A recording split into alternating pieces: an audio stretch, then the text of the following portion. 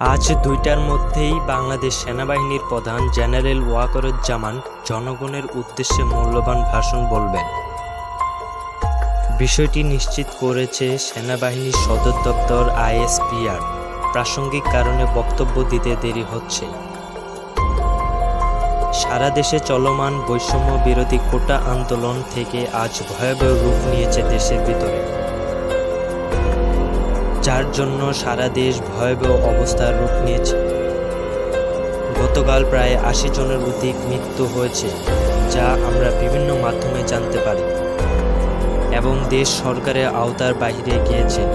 এর জন্য সরকার ৩ দিনের কারফিউ জারি করেছে, যেখানে সকল ধরনের সরকারি বেসরকারি প্রতিষ্ঠান বন্ধ থাকবে।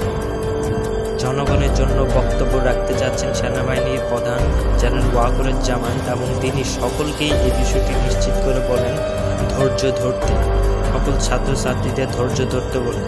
আর এই বক্তব্য দেশের সকল সরকারি চ্যানেলে সম্প্রসারিত হবে সরাসরি। বিষয়টি সদর দপ্তর থেকেই নিশ্চিত করা হয়েছে।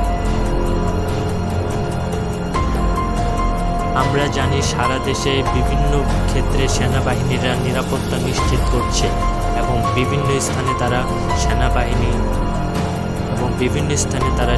সেনাবাহিনী নিয়োগ করেছেন, যেখানে তারা জনগণকে শান্তির উদ্দেশ্যে কাজ করে যাচ্ছেন।